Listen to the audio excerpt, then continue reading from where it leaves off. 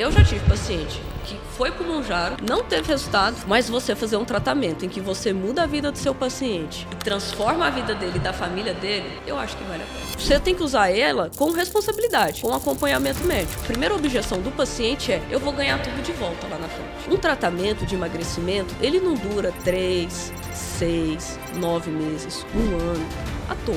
Ele vem para mudar a sua mente. O Mounjaro, que é o que está em alta, todas elas servem para te trazer consciência alimentar. Janeiro não acabou e você já desistiu da meta de emagrecer em 2026? Mas será que ainda não dá tempo de tentar de novo antes do verão acabar? E as canetas milagrosas, será que elas funcionam mesmo? Se você também tem essas e outras dúvidas sobre emagrecimento, está no lugar certo. Seja bem-vindo ao podcast Médico in House, uma parceria entre Estúdios House e Prisma Comunicação. Aqui, gente, antes da gente começar, é importante deixar muito claro: a informação não é baseada em achismos, modismo, tendência. Aqui, a sua saúde é assunto sério, tratado com profissionalismo, ética, respeito e muita responsabilidade. Não por acaso, nossa primeira convidada é a doutora médica especialista em nutrologia, esporte e emagrecimento, Tatiane Marcelino. Doutora, seja bem-vinda e já emendando a minha primeira pergunta. Aqui a gente gosta, antes de falar do tema, saber quem vai falar do tema. Quem é a doutora Tati fora do consultório? Muito boa tarde, Érica. É um prazer estar aqui. Falar de saúde é sempre uma satisfação. Bom, a doutora Tati, fora do consultório, é uma pessoa apaixonada por esporte, sempre gostei demais de esporte, família, viagens, experiências, que inclusive é o que quando a gente entende sobre qualidade de vida, na vida, a gente tenta trazer isso para o consultório, passar para o paciente, e que ele, muitas vezes, no caso do emagrecimento, ele quer resgatar isso, porque dependendo do tempo onde ele chegou, ele se perdeu nesse processo da vida, da qualidade de vida e do bem-estar. E quando que veio essa virada de chave? Quer dizer, que a senhora se percebeu, agora falando do ponto de vista profissional mesmo, eu quero cuidar da saúde das pessoas, ou seja, eu quero cuidar das pessoas. Que momento foi isso? Ah, legal. Na verdade, eu acho que a gente se transforma, Passa primeiro com a gente. Então, eu trabalhei muito tempo em plantão, ganhei ali 12 quilos, plantões noturnos, onde a gente acaba comendo pizza, tomando refrigerante, que é uma coisa que eu já nem tomava. Fui para o plantão, comecei a tomar novamente refrigerante, lanches que são comidas rápidas, e confortáveis. E gostosas, de fato. Nem se fala. E aí, nesse fato, eu trabalhei 10 anos em plantões noturnos, e aí veio que estava tudo errado.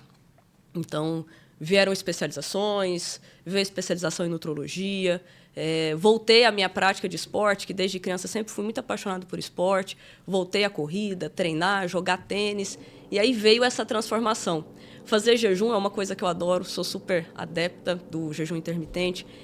Na minha época não tinha caneta, até tinha, acho que na época era um Victosa, mas era algo que eu não tinha conhecimento nem para usar, enfim, eu ainda não tinha esse conhecimento, então foi mesmo na atividade física, nessa transformação, veio a clínica até para eu sair dos plantões, e aí eu sofri essa transformação e veio o quanto impactante foi na vida. E acaba que você impacta a vida da sua família. Então, você vê essa transformação. Então, a ideia hoje, o paciente que chega até mim não é impactar ele e a família dele, porque ele vai ter mais qualidade com a família dele. Eu falo assim, poxa, mereço passar isso, entendeu? Eu vivi essa transformação e eu vi o quanto valioso foi.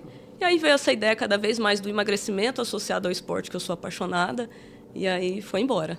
Sensacional, eu vou até quebrar o nosso protocolo aqui, porque protocolo a gente não vai seguir, a gente vai seguir realmente a raiz da informação, as dúvidas que vão surgindo. Eu achei, de verdade, muito sensacional, porque é totalmente diferente quando vem de uma experiência pessoal, interna, íntima mesmo, Fantástico, doutor. Acho que assim a gente consegue também alcançar melhor, de uma maneira genuína, quem está nos acompanhando. Sim. E logo vamos entrar no tema emagrecimento, então. Vamos vai faltar tudo, caneta, é novidade com as canetas e tudo mais, Mas eu queria voltar um pouquinho. A gente vive num país tropical, estamos em pleno verão, férias, culto ao corpo, vem as redes sociais e potencializam isso tudo, torna isso tudo mais veloz. Sim. E daí a gente vê que muitas pessoas brigam com a balança por uma questão estética e não de saúde. A gente está longe do caminho para inverter essa lógica, doutora? Eu acredito que sim, infelizmente. Porque o que acontece? Esse caminho da estética, né, das redes sociais, o que acontece? Muitas vezes, muitos pacientes, eles não aceitam a idade que eles têm. E isso é algo delicado, porque hoje, com o aumento da expectativa de vida e da qualidade de vida, alguns pacientes não enxergam um bem-estar numa estrutura, em algo saudável que tenha e que ele possa ter uma qualidade de vida e viver, mas não, muitas vezes ele quer ter aquele corpo, às vezes um paciente de 50 anos, 60 anos, 70 anos, de um jovem de 30 anos. E, infelizmente, a genética daquele momento já aconteceu muitas transformações no corpo dele. Parte hormonal, houveram transformações. Então, a gente tem que tomar muito cuidado, porque a rede social ela está ali para te impor o padrão legal. Mas você tem que entender o momento que você está vivendo. De idade, de vida, de família. A vida que levou antes. A vida que levou antes, entendeu? Porque tem muitos pacientes que falam assim, mas eu era assim com 18 anos. Tudo bem, hoje você tem 50 e está tudo bem. Vamos buscar o saudável aqui. Tem como melhorar? Tem, mas a qualquer custo. E eu acho que é igual, por exemplo, eu acho que o cirurgião plástico sofre demais, né? Porque eu acredito que os pacientes chegam com a foto e falam assim, eu quero isso. E tem muita diferença entre o que você quer, o que você está vendo, e o que o seu corpo aceita. Até onde ele é capaz, por diversos motivos. Então, e como a rede social, a internet, ela está cada vez mais forte, eu acredito que ainda vai demorar um pouco. Vai demorar um pouco, assim. O caminho é longo. Por isso que é tão importante, eu vou ser repetitiva aqui, é tão importante você ter acesso à informação de credibilidade, com todas as áreas, mas com saúde, gente, porque o preço é alto, né, doutora? Porque eu imagino o que acontece com a cabeça da pessoa. Ela tá lá, surgiu uma dieta da moda, ela vai. Claro que não dá certo, a conta chega.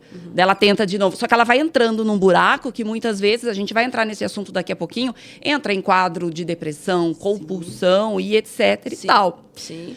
Mas também já vamos dar alguns caminhos, né? Ajudar quem está nos acompanhando a entender como fugir disso tudo, né? Começando do beabá, doutora, a pessoa que já tentou de tudo, tentou esse ano, foi meta do ano novo tal, e não consegue por onde e como começar a emagrecer. Uma pessoa que já tentou todas as formas de emagrecimento, dieta, atividade física, e realmente tentou, porque uma coisa é falar que tentou e outra coisa é você seguir isso e colocar em prática. Mas uma pessoa que já tentou de todas as formas, eu acho que o ideal é você começar fazendo exames, tá? Entendendo um pouco o que você já tentou, o que não tentou. Porque eu costumo dizer muito, é muito individual. Hoje, cada vez mais a nutrição e os tratamentos, eles são individualizados. Vou trazer um exemplo da parte do esporte. Nós temos esqueci o nome dele, mas eu acho que o sobrenome dele é Almeida, que o ano passado ele foi lá nos Estados Unidos e ganhou o Ultraman na categoria dele. Eu acho que ele tem 64, 50 anos, uma coisa assim. 60 mais.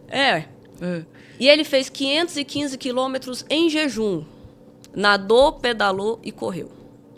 Eu até cheguei a publicar isso na minha rede social. Eu falei assim, ele deu um tapa na cara de todo mundo. Porque eu, como médica do esporte também, principalmente triatleta, é de 50 a 90 gramas por hora de suplementação até onde o intestino do atleta aguentar para ele ter energia. Como que um cara vai lá e faz isso?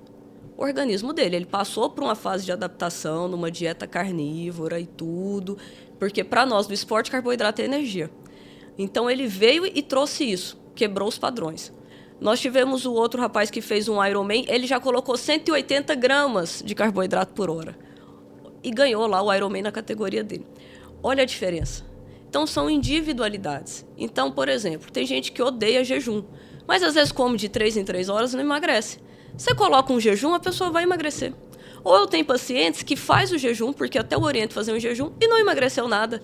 Você põe ele para comer um pouquinho melhor e mais em horários, ele vai e me emagrece. Então, primeiro a gente tem que entender o que fez, a forma que fez. Pô, se você fez isso mesmo e não deu certo, então vamos tentar dessa outra forma? Tem que mapear. Tem que mapear a saúde do indivíduo, a vida que ele levou antes e que está levando. É isso, doutora? Exatamente. E ali você colocar... tem uma deficiência de vitamina B12. uma deficiência de ferro, ferritina, que ninguém leva em consideração, mas se você não tem a ferritina, ela que transporta o ferro, o oxigênio, para você fazer uma via de oxidação da gordura, para você pegá-la como fonte de energia. Se você não tem oxigênio, como é que você vai queimar gordura se sua ferritina está baixa? Então, às vezes, você faz uma reposição de ferro, você já otimiza o emagrecimento do seu paciente, entendeu? Hormonal, porque hoje o hormônio, todo mundo só acha que é testosterona, né? Mas a tireoide, ela produz hormônios, você precisa ver se ela está produzindo. Cortisol, insulina. Insulina alta dificulta, porque ela protege a lipólise, ela não deixa pegar a gordura como fonte de energia. Então, assim, tem várias áreas. Aí vem sono, intestino, toda essa parte que tem que modular. Mas tem que entender melhor. Mas que é possível, Então, ó, primeira dica aqui que a gente acabou de aprender. Tem que ser individualizado. Não adianta, a dieta da amiga deu certo, a dieta de fulano, de Beltrano, do esportista deu certo. E às vezes as pessoas têm a mesma idade, uma vida parecida, mas vai ser totalmente diferente. Então, o primeiro passo é mapear a saúde, né? Avaliar todo o estado. Agora, doutora, antes da gente aprofundar, eu queria tirar uma dúvida. Porque, assim, em linhas gerais, nós temos acesso, minimamente, mas nós temos acesso das seguintes informações. Não podemos ficar comendo ultraprocessados, evitar fritura, preferir os vegetais e tudo mais, ter sono de qualidade. Por que o básico ainda é tão difícil de ser praticado? Onde a gente erra? Na questão de praticar o básico, eu acho que a grande dificuldade está na nossa rotina. E os acessos que nós temos, em todas as facilidades. Então, muitas vezes, o básico ele é difícil, porque, por exemplo, às vezes a pessoa vai trabalhar na correria. Ele sabe que ele não pode comer uma coxinha no almoço, mas ele passa ali e pega. Só que essas pequenas ações, muitas vezes, elas são negligenciadas. E aí, o que acontece? No final, ele fala assim, mas eu não como nada, é só um negocinho aqui, outro aqui. E ali, quando você vê, ele está fazendo tudo de errado. Mesmo ele sabendo que ele não está ingerindo ultraprocessado, ele ingere. Aí ele dorme mal. E aí, mas ele acha que não, é só um pouquinho. E muitas vezes o que faz os pacientes caírem de volta nessa questão é a rotina, é o cansaço, é a parte emocional. A comida, ela traz esse conforto, né? A gente come prazer, né? A gente come para comemorar, a gente come por tristeza, a gente come por tudo. Então, ele acaba, muitas vezes, vem aquela alimentação que ele nem vê que ele está comendo, que passa, entendeu? Isso é interessante, porque o paciente, a gente vai chegar mais à frente... Isso aconteceu com a senhora, né? Exatamente. Quando decidiu entrar nessa área. Eu fico 12 horas acordada aqui, que é um lanchinho e um copo de coca. E daí a exceção vai virando regra, né? Exatamente. Essa linha tênue. Exatamente. E aí, infelizmente, os nossos alimentos hoje estão cada vez piores, né? Sério, doutora? Sério. Quando a gente olha para o mercado e fica perdida, o que eu compro? Às vezes a gente tem dificuldade entre os ditos saudáveis de escolher pelo rótulo. É difícil, muita informação. Exatamente. Mas está piorando isso, Está piorando. Sucos, né? A gente tem a parte do suco. Hoje a Sociedade de Pediatria já tem que, antes de 1 ano, criança não pode tomar suco pela quantidade de açúcar. A parte de enlatados, tudo que tem ali de aditivo, de químico, para deixar mais gostoso. Dura mais. Por exemplo, o atum, eu acho ele bem polêmico. Eu acho que o atum em lata, um SOS, poxa, eu tô aqui, tô numa correria, ao invés de comer uma coxinha e às vezes comer uma lata de atum, você come ali sua lata de atum. Mas o atum, sardinha, muitas vezes é algo que você pega ele ali, deixa ele 1 ano na sua despensa. Você vai olhar, ele ainda tem mais uns 2 anos de validade pela frente. Quem não fez isso, atire a primeira pedra. É verdade? E aí, o que tem ali naquela lata de atum? O que tem? De conservantes, de química, de tudo ali para manter aquele atum conservado 3 anos, 2 anos que seja. E às vezes a gente vê muitas dietas em que o paciente ele come atum todos os dias. Meu Deus. Aí você fala, pela facilidade, todo mundo busca muita facilidade. E a gente fala assim, é proteína. Não é bem assim, né? Não é assim. Só proteína. Ou talvez a proteína ali seja em proporção menor índice. Exatamente. Então, assim, nos vendem uma coisa, alimentos saudáveis que muitas vezes não são saudáveis.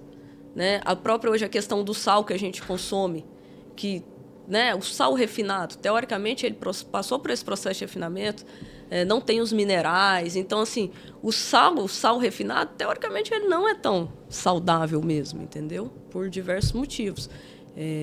Então, assim, nós estamos nesse meio e uma briga, né? Ainda mais quando você vai olhar na internet, isso pode, isso não pode, tudo isso. Mas eu falo que quanto mais limpo o rótulo, menor. E temos também a questão de verduras, legumes e os agrotóxicos. Também não tem como viver numa bolha. Exato. E eu super entendo, né? Mas, infelizmente, a gente está cada vez com alimentos piores. E eu ainda converso com o meu paciente. Eu acredito que a vida são ciclos, né, que a gente vive. E eu acho que a gente ainda vai voltar para o ciclo bairrista. De você ter o tio lá da horta que você pega a sua verdura. Que você coma, faça a ingestão de frutas sazonais. Porque hoje você tem várias frutas o ano inteiro. Que milagre é esse? Da onde vem, né? Exatamente. Você não respeita o ciclo da natureza, digamos assim. Das verduras, do tio do açougue quando vai chegar a carne. Porque a carne que a gente compra no mercado é uma delícia. Aquela picanha lá, maturada não sei das quantas, angus não sei das quantas. Mas para ela ficar ali naquele pacote, embalada, congelada, descongelada, você leva para casa, você assa, tem muita coisa ali dentro. Gente, como é complexo, né? E daí a gente vê o inverso acontecendo. Eu tenho essa sensação. Cada vez que a gente vai no supermercado, a gente vê coisa nova. A área fitness, né? Saudável, crescendo. Antes não tinha. Era malemar uma fileira. Agora já tem prateleira, tem lugares que já tem setores. Quer dizer, é um excesso de informação que a gente se perde, mas é muito interessante isso que a senhora está trazendo. Voltando para a realidade, né? A vida corrida, janeiro começou. Tem alguma dica prática para que as pessoas tentem minimamente se organizar? Olha, eu vou tomar meu café da manhã, hoje vai ser corrida, eu vou ter reunião perto da hora do almoço, não vou conseguir ir para casa. Quer dizer, a realidade da maioria das pessoas. Tem alguma dica prática para tentar evitar essas escapadas na coxinha, no atum? Tem, do atum. Gosto muito dessa dica prática para o dia a dia. Proteína. Mais praticidade ainda, whey protein. Todos os meus pacientes, eu falo, olha, vocês vão quebrar jejum primeiro com whey protein.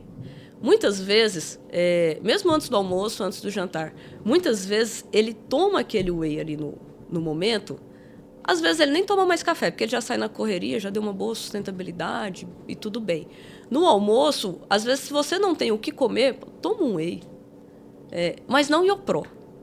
Eu ia perguntar isso. É o whey, aquele potão que a gente compra e mistura, potão, ou aquelas caixinhas que também estão na moda? Não, o whey é aquele potão que a gente compra e mistura. Eu falo para o paciente, coloca uma dose, que eu gosto muito do isolado, que ele fica no custo-benefício ali melhor. O concentrado ele tem mais gordura, mais carboidrato e mais açúcar na sua fórmula. Por isso que ele é mais doce, é de doce de leite, é de cookies, ele é mais palatável. Então, o isolado ele tem menos açúcar, menos carboidrato, então vem ali agindo também insulina, então ajuda muito, dá uma saciedade, porque é uma proteína. Hoje a gente tem várias formas de whey protein. Ovo, gosto muito de ovo. Tá? Ovo cozido não tem erro. Ovo cozido não tem erro. Eu acho que vai muito bem, muito bem.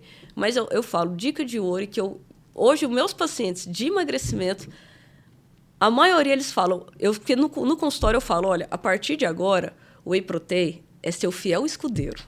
Ele é seu melhor amigo. Então, onde você for, você vai levar ele, você vai contar com ele. Que ele vai te salvar e ele vai te ajudar. E no final, muitas vezes do processo, é impressionante. Todo mundo gosta. Fala assim, nossa, me ajuda demais, não consigo mais ficar sem whey. E no processo do emagrecimento ajuda muito por causa que ele ajuda a regular a insulina. Sensacional. E antes, eu já vou emendar outra pergunta aqui em relação ao whey.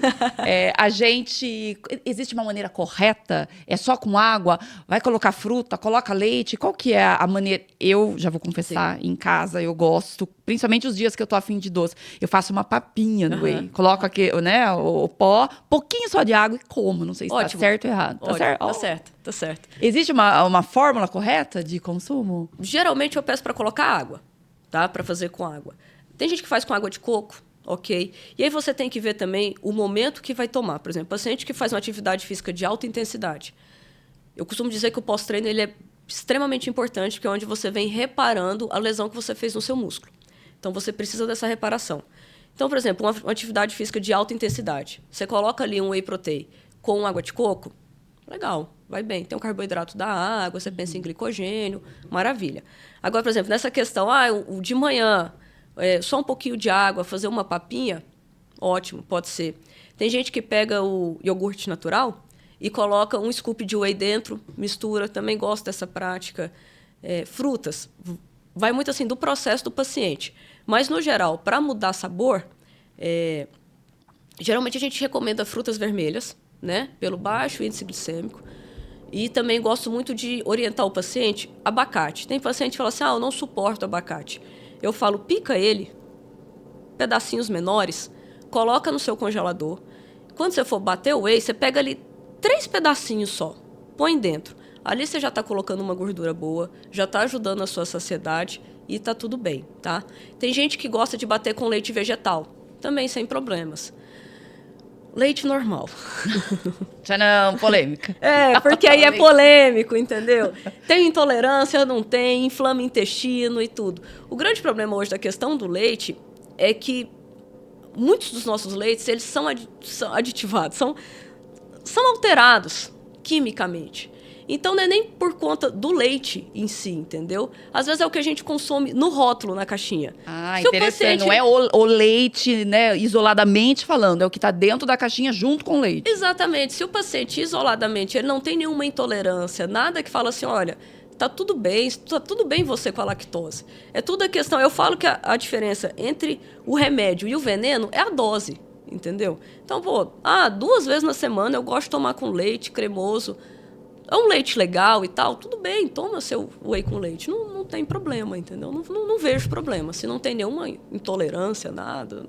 Eu não sou muito da área do radicalismo. Nem de culpar, né? Nem de culpar. Quando a gente fala em emagrecimento, vem muitos conceitos, rótulos de padrões, de culpa, de julgamento. Então, acho que é muito importante nesse podcast a gente... O cafezinho, geralmente eu gosto de falar para o paciente, eu faço com whey de baunilha. Porque o whey de baunilha, para mim, ele vai para tudo. É universal, né? É universal. Então, eu coloco meio scoop de whey numa caneca, com o café sem açúcar. Ao invés de eu colocar água, eu coloco um tanto ali de café. Ou expresso, quem gosta de expresso. E aí você bate ele. Ele vira um cappuccino funcional. Tipo um leite com café. E delicioso, né? E você polvilha uma canela ali, fica ótimo. Café da manhã, abrir o café da manhã dessa forma, sensacional. Gente, quanta dica legal, prática e que, digamos assim, universais. Agora, voltando ao início da nossa conversa, que a gente se estendeu aí, mas vale muito a pena, né? Eu tô anotando as dicas aqui, viu? Individualidade, mapear a saúde, inserir a proteína, deu ruim na rotina, proteína. Muito legal isso. Agora, doutora, voltando aí ao início, né? A pessoa que já tentou de tudo, a senhora deu dicas aí, mas assim... Ela mapeou a saúde dela. Que caminhos hoje a medicina oferece para ela tentar emagrecer de um jeito saudável, de um jeito sustentável e sem julgamentos também, né? Sem aquela pressão social absurda. Tá. Hoje, né, não tem como não falar das canetas. Eu acho que hoje a ciência, a medicina, ela oferece as canetas como uma ferramenta de emagrecimento. E quando muito bem empregada, cada caneta, cada uma na sua classe, e na aceitação do paciente, do organismo do paciente... Porque o Mounjaro, ele tá aí como boom. Mas eu já tive paciente que foi pro Mounjaro, não teve resultado e voltou pro Wegovy. E continuou tendo resultado. Tá tudo bem, entendeu? É o organismo. Mas hoje a maior probabilidade de resultado é com o Mounjaro. Só que você tem que usar ela com responsabilidade, com acompanhamento médico. Porque quando você fala em uma medicação, a primeira objeção do paciente é: eu vou ganhar tudo de volta lá na frente, quando eu parar. E não é? Não é bem assim. Quando o paciente ele fala isso, tem uma questão de autorresponsabilidade muito grande. Que ele quer tirar a autorresponsabilidade dele. E eu tento mostrar para ele, o grande problema do reganho, um tratamento de emagrecimento, ele não dura 3, 6, 9 meses, 1 ano, à toa. Ele vem para mudar a sua mente. Para te trazer consciência alimentar daquilo que você precisa mudar. Porque até então, onde você chegou, você estava fazendo errado. Você precisa mudar isso. Você precisa entender que a questão do seu emagrecimento e da sua sustentabilidade desse emagrecimento é importante e algumas coisas precisam ser alteradas. O grande problema lá do Ozempic lá atrás, o que foi? O paciente começou a tomar o Ozempic, aí ele comia à noite um sanduíche, antigamente, e uma caixa de bis, um exemplo. Ele começou a tomar o Ozempic, ele começou a comer 1/4 de sanduíche, e comeu um bis. Ele reduziu 70% é a ingesta calórica dele. Então, ele vai fazer déficit calórico, ele vai emagrecer. O melhor dos mundos. Estou emagrecendo comendo bis e sanduíche. Só que ele não mudou o hábito dele, ele continuou com essas alimentações, esse tipo de alimentação diariamente. Quando ele para a alimentação, ele vai querer comer 10 sanduíches. Ah, não é um mais? Não é um mais. Vai vir muito mais. Por quê? Porque ele não ingeriu proteína, ele perdeu massa magra, ganhou mais gordura, diminuiu a taxa metabólica e aumentou a inflamação dele, no emagrecimento dele. Fez tudo errado. E aí tem gente que fala assim, emagreci 10 e ganhei 15. Claro. Não tem como, você vai ganhar mesmo. Então, o paciente, por exemplo, se ele troca aquele lanche, ele começa uma salada, ele começa um whey, entendeu? Quando ele para a medicação, que ele volta a comer, se ele ao invés de tomar um scoop de whey à noite, ele tomar 2, ele não vai ganhar 15 quilos de volta. Doutora, nesse processo que é crucial, o que é mais difícil? A pessoa dá aquela virada de chave, a partir de hoje eu vou comer salada e vou parar de comer o lanche toda noite, ou ela se empolga, ela vira a chave, mas isso não se sustenta, né? No terceiro, quarto dia, ela já volta ao lanche. O que é mais difícil? É começar ou continuar? Continuar. Com toda certeza, continuar. Continuar é muito mais difícil. Porque você continuar, você não depende mais da motivação. Perdeu o efeito, né, motivacional, porque expectativa. Você agir ali no momento motivacional é maravilhoso. É a melhor coisa.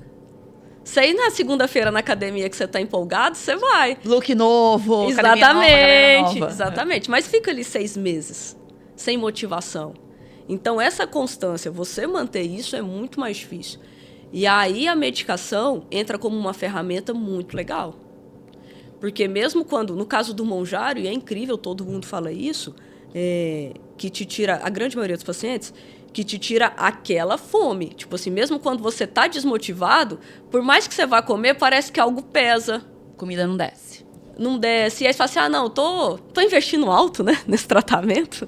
Então eu não vou tomar meu whey, mesmo que você tome o whey emburrado e vai dormir, mas ali você já venceu.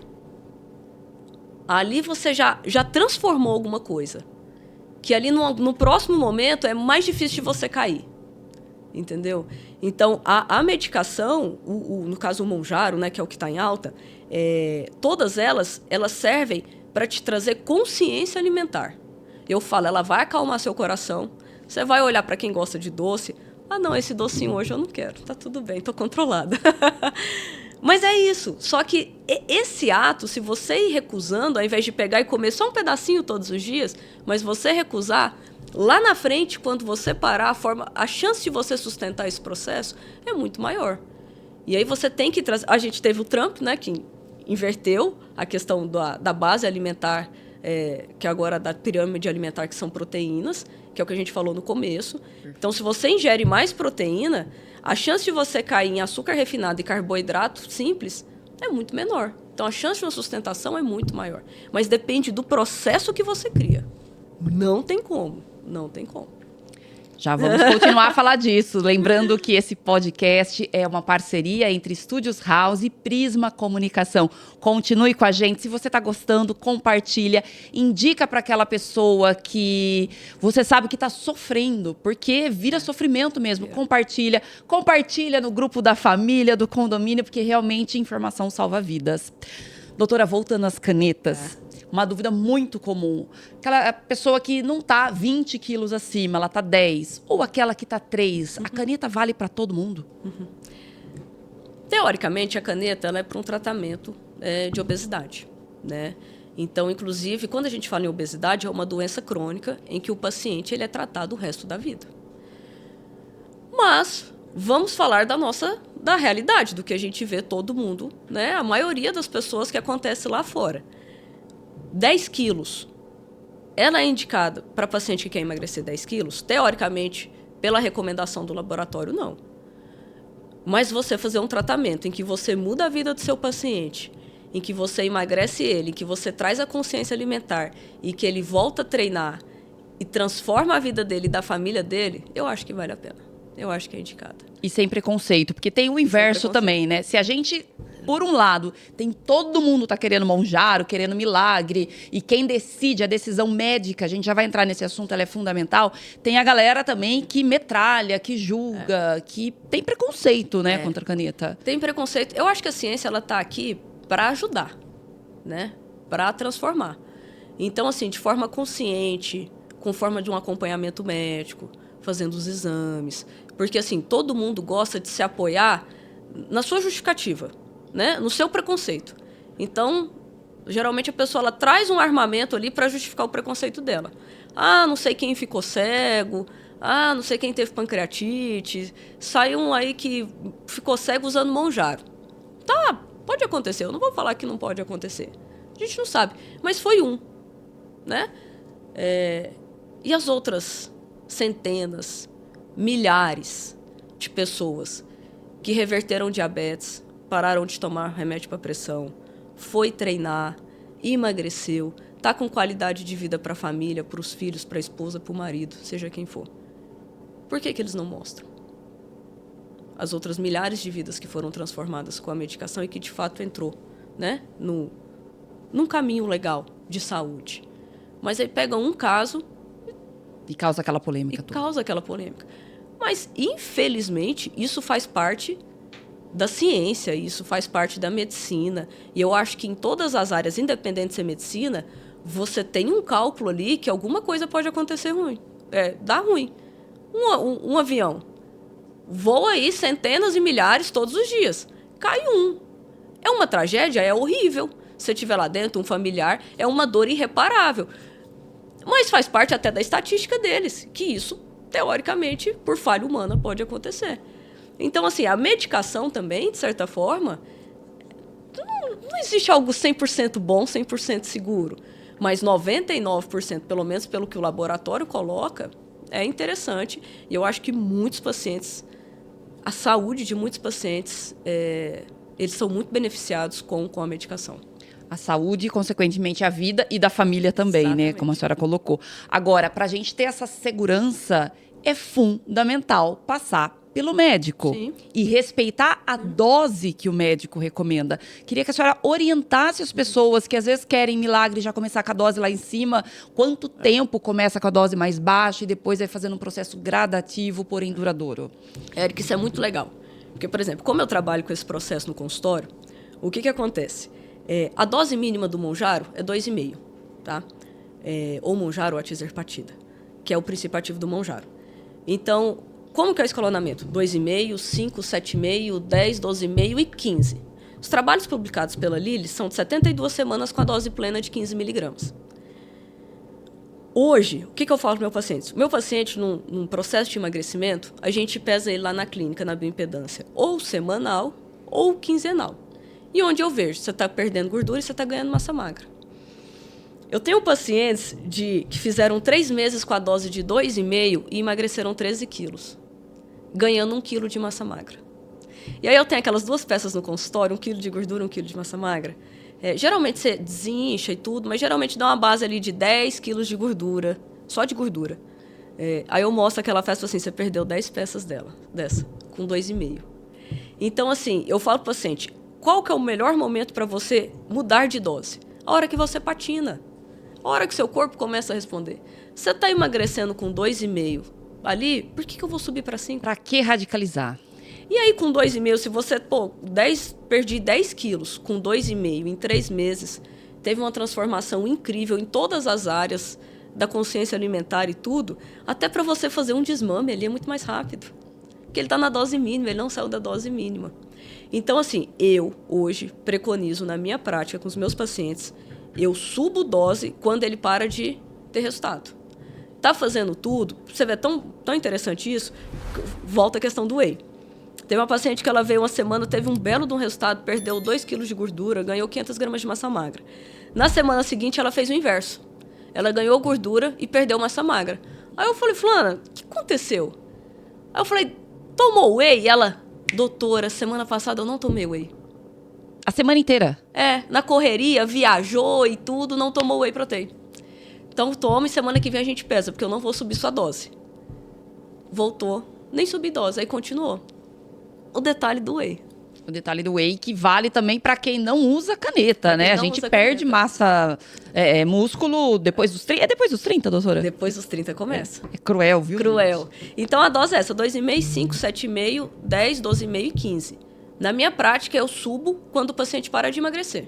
Esse é o critério macro aí, digamos assim. Parou, a gente reviu. Não, tô fazendo tudo mesmo, tá tudo certo e tal. Não, tá tudo fechado, tá cercado. É realmente a medicação que tá precisando subir. Não, então vamos subir essa dose. Aí a gente sobe. Senão ele continua 2,5. 2,5. Doutora, antes da gente partir para outros assuntos que envolvem emagrecimento, em relação à caneta também, quanto tempo usando a caneta? Existe um limite mínimo e máximo? Uhum. Então, limite máximo, teoricamente, não tem. Porque como ela é tratamento para obesidade e para diabetes, então é para o resto da vida. Até com o resto da vida? Até paciente, como o paciente obeso, a gente encara como um paciente que tem uma doença crônica, então ele teoricamente, ele entra em períodos de remissão. Se ele consegue controlar, né, ele vai embora, até mesmo sem a caneta. Mas ela foi feita para você usar por muito tempo. Tanto é que os estudos são 72 semanas. Então, não tem período máximo de uso até então. E período mínimo também não tem. O que eu oriento por mais que você queira perder 5 quilos, você faz opção por um tratamento para acelerar, para melhorar essa parte de consciência alimentar, acha que está num desespero, e é muito importante, eu converso muito com isso sobre meu paciente, até para fazer esse tratamento mais reduzido, é que após você atingir, você faça o desmame. Também não para hoje e sai amanhã, porque o que acontece? A fome vai voltar. Porque quimicamente você está adulterada. A fome vai voltar. Então, quando você faz o desmame, você precisa desses acessos da fome para você aprender a controlar a fome. Que é o que você vai levar para a vida. Você vai ter que saber controlar os momentos em que você vai se deparar com uma situação dessa. Se deparar com um doce e falar, não, hoje eu não quero mais aquilo assim, de coração partido. Com a pizza, hoje eu não quero. Mas você vai ter que aprender a lidar com isso. Não tem como. Então, quando você faz o desmame, que vai voltando esses acessos, o paciente fala, não, daqui 2 semanas eu tenho uma aplicação. E aí ele já acalma o coração dele. E aí ele vai sabendo regular. Eu falo que durante todo o processo, você cria ferramentas para você lidar com isso. É como um treino de guerra. E aí tem a orientação médica e o autoconhecimento, né, doutora? Exatamente. Você treina, o processo de tratamento, na verdade, é um treinamento para depois você voltar para a vida real. E você saber lidar com aquilo. Porque a vida real você vai estar sem a medicação. E aí? E aí é todas essas ferramentas que você cria no processo para você saber lidar. Você treina a guerra para saber chegar lá, dar tiro, entrar em qual buraco, não sei o que é. Eu falo para meus pacientes, eu falo assim, agora é um treinamento de guerra. Porque quando você terminar, aí você vai voltar para a guerra. Que o mundo lá fora é assim. E com as questões alimentares não é diferente, Não né? é diferente. Doutora, e a pessoa que não recorre à caneta, por outro lado, ela também não consegue rever os hábitos, não consegue, tenta, trava e vai atrás de dieta milagrosa tal, e não vai, mas ela não quer a caneta. Quais outras opções existem, do ponto de vista de medicamento mesmo? Tá. De medicamento, hoje, uma primeira opção que nós temos é o Contrave, né? Que é uma associação da bupropiona com a naltrexona, que, inclusive, ele é aprovado para tratamento de obesidade. Então, a gente vem com a parte do Contrave. Às vezes se faz algumas... entende melhor qual que é o cenário desse paciente, até da forma psicológica, o padrão dele, se ele tem um padrão beliscador de compulsão, de ansiedade, onde talvez algum ansiolítico ajude ele nesse momento, entendeu?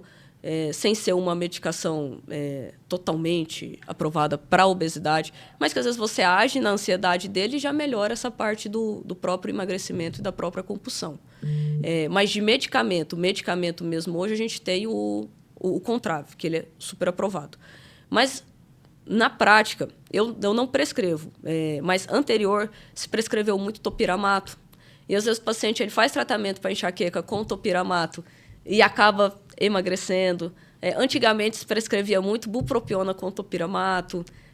Nós temos mais lá atrás a parte da fluoxetina, que foi muito prescrita também, porque ela faz essa questão do paciente ficar sem fome, né? Então, ela foi usada também para a parte de emagrecimento. E alguns fitoterápicos que agem, mas eu falo para o meu paciente, hoje, se você quer emagrecer, está no processo, adoro fitoterápico, prescrevo, mas acho que nós temos que ser claros no processo de emagrecimento.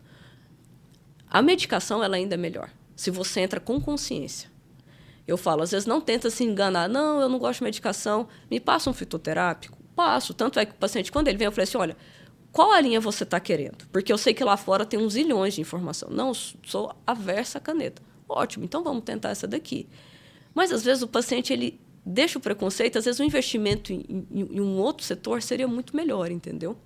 E as medicações, elas são aprovadas, né? Então, teoricamente, ajuda ali num processo melhor, mais rápido, né? Porque nada é rápido, assim, no processo, mas que pode entregar um resultado melhor. Muito bacana o que a senhora está falando, porque a gente fala e volta também na questão da comunicação, do diálogo com o paciente, né?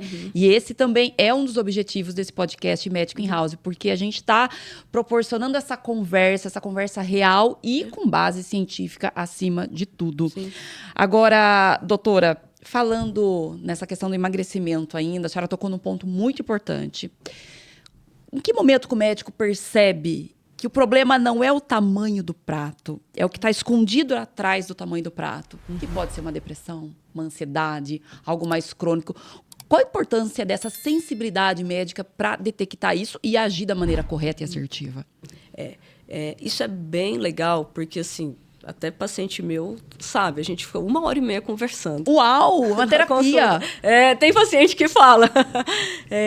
Exatamente por isso. Porque muitas vezes... E eu gosto muito de outras terapias, né? Às vezes eu até indico fazer uma microfisioterapia, indico psicólogo, uma terapia, que eu acho que é muito importante. Quando você traz assim... eu não... Geralmente eu gosto quando o paciente fala assim, não, eu não gosto disso, ou eu faço disso. Aí na hora que eu falo assim... Como é que é sua mãe? Até assusta. Sua mãe faz tal coisa. Minha mãe, porque tem gente que quer... lá na minha infância, meu avô... Foi até interessante um paciente que ela falou que ela não conseguia, ela era extremamente viciada no açúcar. E que ela foi para fazer o tratamento para tirar o açúcar. Aí eu peguei e falei assim, na sua infância, você comia muito doce? Ela falou assim, comia. Meu avô levava doces todos os dias lá em casa, até os 8 anos, e aí meus pais separaram. E aí ela tentou, a gente foi conversando e a gente trouxe que o doce para ela era a busca daquela felicidade dela lá na infância que ela tinha a família reunida e o vô que ainda era vivo. E aí isso começa no corpo. O que isso pode trazer? Que você fala assim, não, tem alguma coisa errada. Ou então o paciente está indo para a comida como conforto. Você começa a perguntar, você está saindo, você tem amigos, entendeu? O isolamento social. O que você fazia 1 ano atrás que hoje você não faz? Nossa, doutora, eu adorava arrumar meu cabelo, hoje eu não arrumo mais, tenho preguiça. Muitas vezes não é preguiça. Às vezes você vai se deixando o autocuidado, entendeu? Ou às vezes o paciente fala assim, nossa, meu marido ou minha esposa reclama que eu não quero mais sair fim de semana. Não quero mais ver os amigos. Prefiro ficar em casa, pedir uma pizza e assistir uma série. É legal também, mas todo fim de semana, você se isolar, tem alguma coisa errada aí. Eu gosto muito de um exame que ele é simples, ele chama cortisol. E quando o cortisol ele vem baixo, eu considero ele baixo, abaixo de 9, eu já viro o paciente e falo, você está cansado? Ele fala assim, tô. Porque cortisol de 8, o paciente não está good vibes. Não está paz e amor. Não está nada. Ele está cansado. Exaustão. E aí o que acontece? Porque o cortisol ele é o hormônio do estresse. Minimamente, todos nós temos que ter um estresse. Você tem que ter um motivo de estresse para você, né, brigar. Seja brigar assim, ir atrás no emprego, conseguir alguma coisa. Alguém que te passa para trás ali, você ir resolver aquela situação, você tem que ter um estresse para te mover. Todo mundo precisa de um estresse. Eu gosto ali entre 11 e 13 o cortisol. E aí o que acontece? Esse cortisol de 8 e 6, eu já peguei paciente com cortisol de 1. Eu falei para o paciente, como é que você está em pé? Como é que você está conseguindo trabalhar? Que eu não entendo, não consigo te entender. Você é realmente uma super pessoa.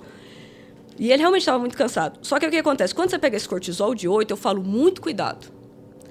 Porque aqui existe um ditado que falam que é sábio, e de certa forma é, mas você não pode levar para tudo na sua vida. Que é, todo mundo gosta de falar, eu prefiro ter paz do que ter razão. Tá na moda. E aí você entra, você tá cansada, e aí você se apoia nessa frase. Eu prefiro ter paz do que ter razão. E não é que você deixa de se importar, não, você continua se importando. Só que você não tem mais forças para brigar. Só que isso vai se acumulando. Vai acumulando. E aí pode vir, sim, um processo depressivo. Que começa assim. Tudo tem um começo. E é um começo delicado. Sorrateiro. Sabe? Ah, não, agora eu sou madura. Eu quero ter paz, não quero ter razão. Não vou brigar. Não, não existe isso. Algumas coisas nós precisamos brigar. Nós precisamos se importar, nós precisamos impor. Uma hora você escuta, a hora você coloca e tá tudo certo. Mas tudo, a partir de um certo momento, você não era assim e, de repente, você mudou totalmente, tá errado.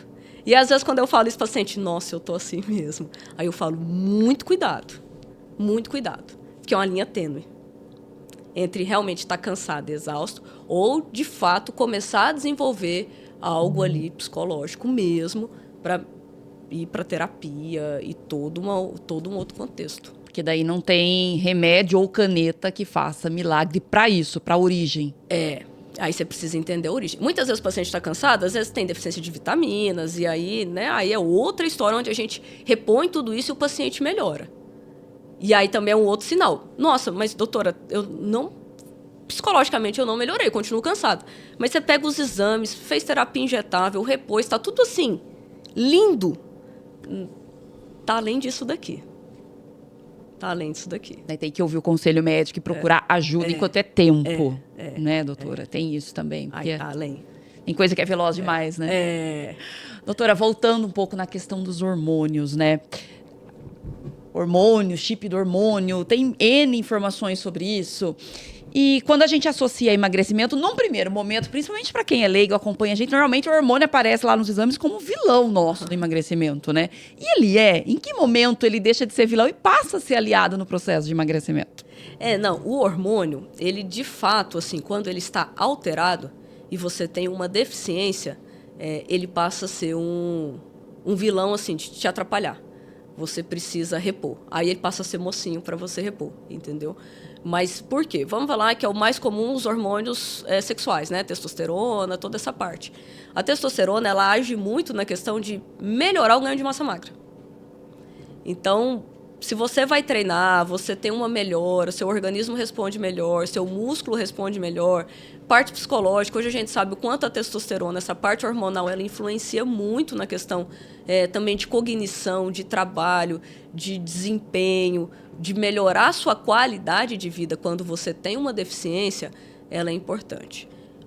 Parte hormonal também de tireoide, cortisol, toda essa parte, mas a parte hormonal de testo, ela realmente é importante. E aí a gente tá falando de homem e mulher, porque tem gente que associa ainda só a figura masculina, né? Não, homem e mulher.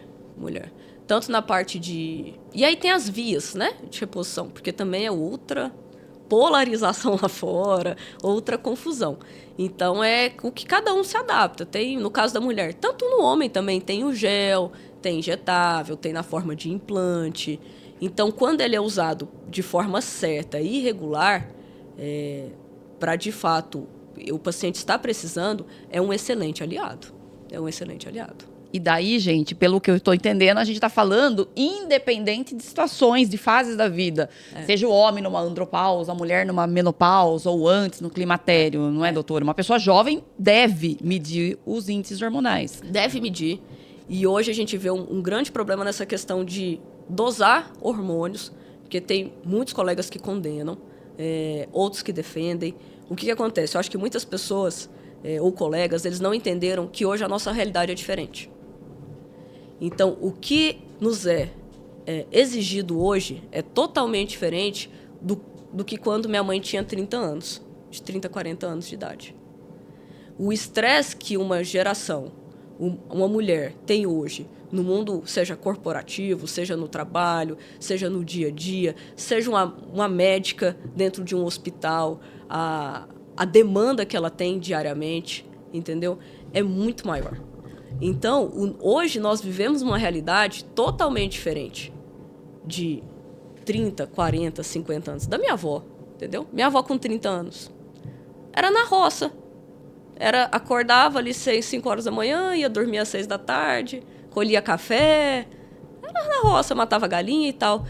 Vê os estresses de hoje. Se ela tinha fluxo de caixa, se ela tinha que bater meta, se ela tem que lidar com pessoas que cada vez está mais difícil lidar com pessoas que reclamam, problema para resolver, você vai dormir com um monte de coisa, a rede social enchendo sua cabeça de um monte de coisa. Vê se tinha isso. Então, o nosso corpo, ele tá... Alimentação, que a gente conversou anteriormente. Sim. Então, o nosso corpo, o nosso terreno biológico, o nosso corpo hoje, a nossa realidade é totalmente diferente. Então, a gente está consumindo e gastando muito mais do nosso organismo. Então, quanto antes, se tiver uma deficiência, puder repor e fazer esse tratamento, ótimo. Não tem por que não. E aí eu vou fazer um parênteses, doutora, porque é muito importante para os pacientes entenderem o perfil do médico que ele está procurando.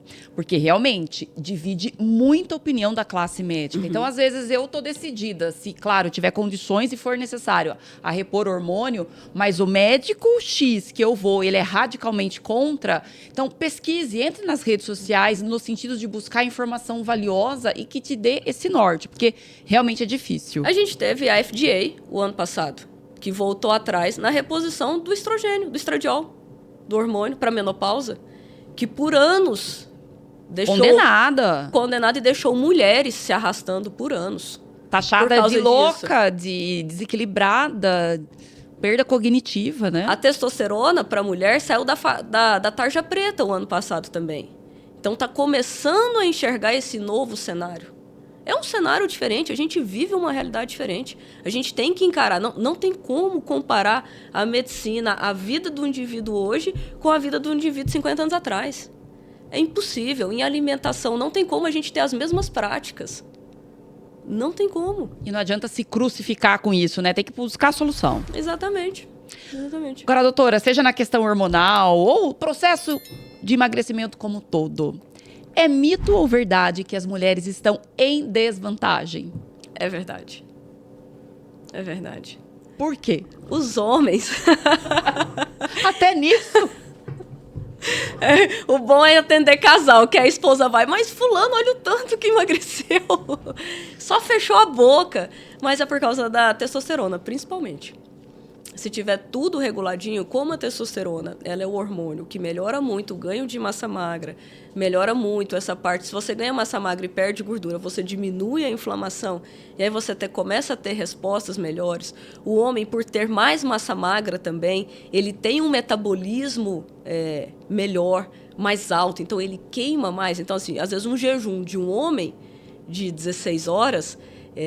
o déficit calórico dele é muito maior do que um de uma mulher. Porque às vezes você pega um homem com um metabolismo de 12.500 calorias e de uma mulher de 1.400 calorias, é diferente. Desleal até, né? Então a gente vê essa questão hormonal da testosterona que realmente influencia, a taxa metabólica realmente influencia, um homem, né, até pela questão da força. Estou falando assim, né, não é é isso ou aquilo.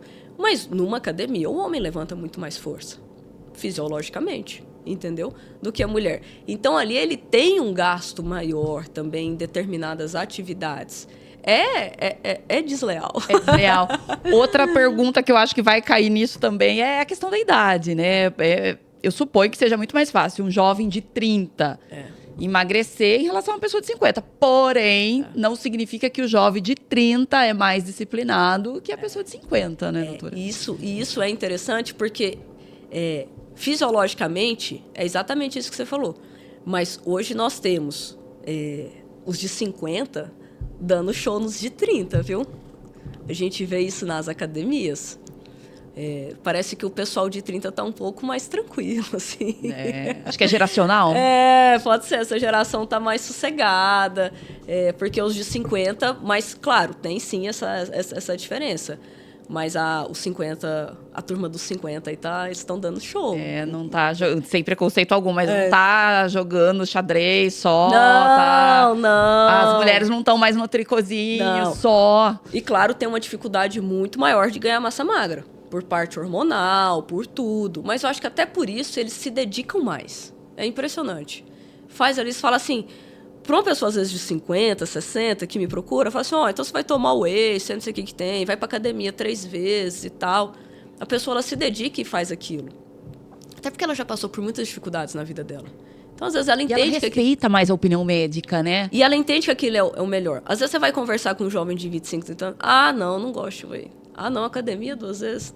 Não, aí eu vou lá e coloco o fonezinho, mexe no celular, tiro uma foto. Não são todos, claro. Mas a gente vê, assim, uma maioria nessa linha, entendeu? É igual eu falo assim, eu adoro conversar com o atleta, porque o atleta, você falar pra ele, 5 horas da manhã, você vai comer shimeji com abacate e ovo, ele vai acordar às 5 horas da manhã e comer isso e tá tudo certo e vai evoluindo. Agora, quando é muito, todo mundo tenta negociar muito o que tem que ser feito, entendeu?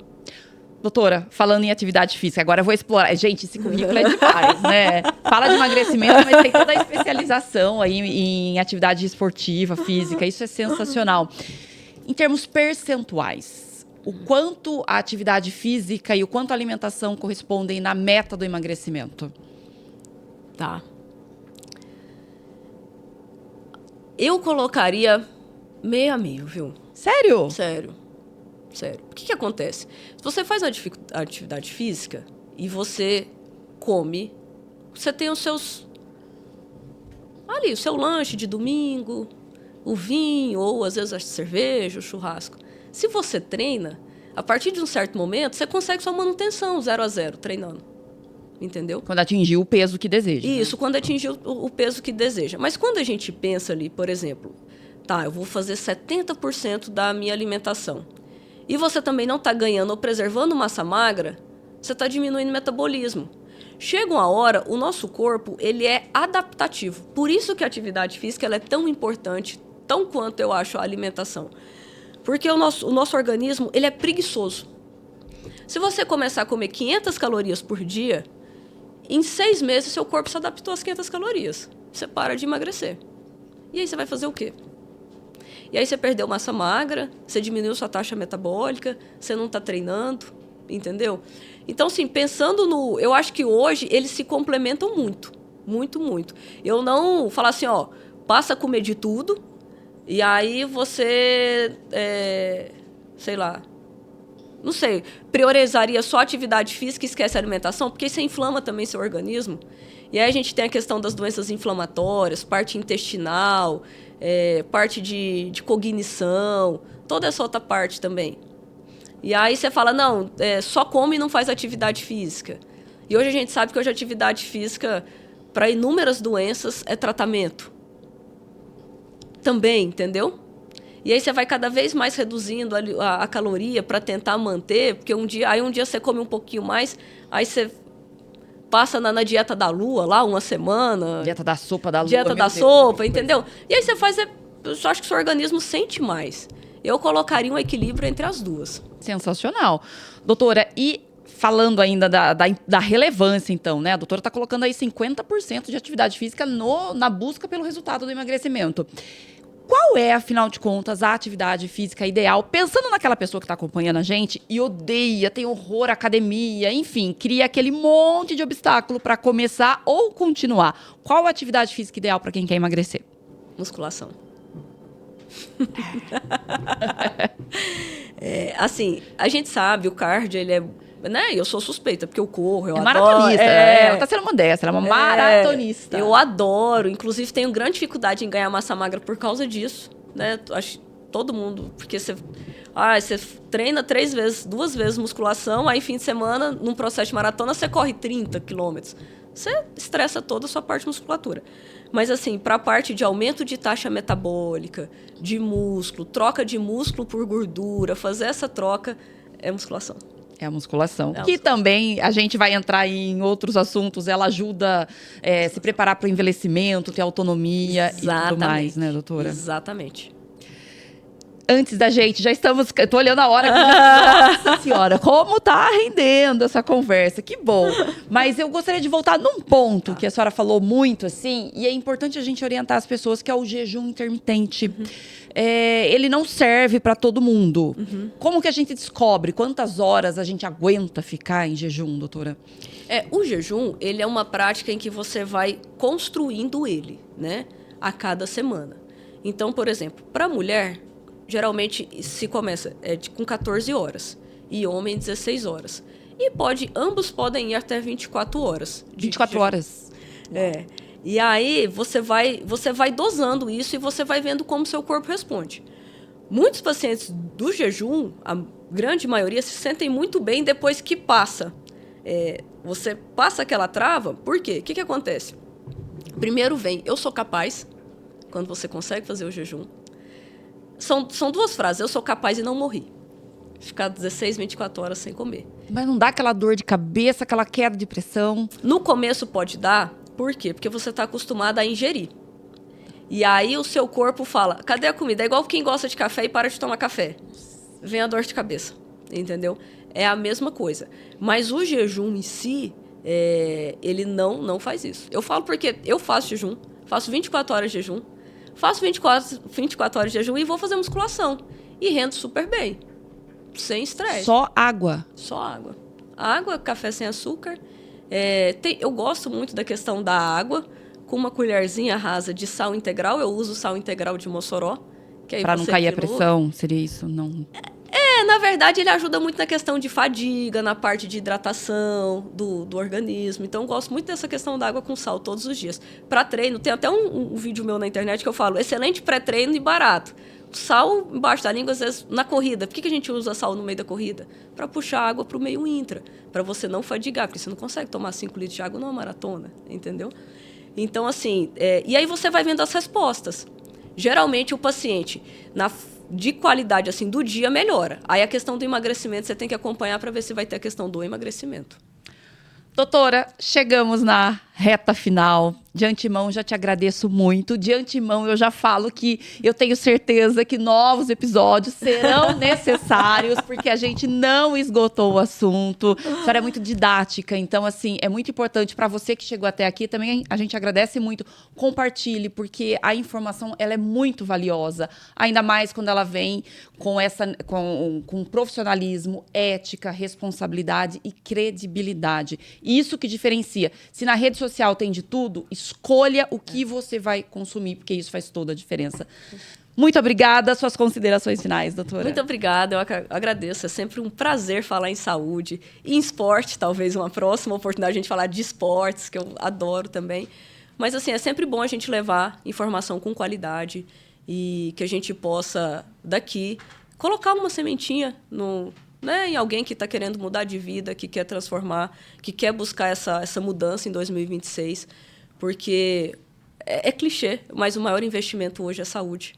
Não tem como. Se você quer viajar, você tem que ter saúde. Se você quer estar com sua família, você tem que ter saúde. Se você quer trabalhar, você tem que ter saúde. Porque uma hora a máquina precisa de manutenção. Isso aí. Obrigada. E não perca o próximo episódio, então, do Médico in House, uma parceria do Estúdios House e Prisma Comunicação, sempre cuidando da sua saúde e levando informação de qualidade.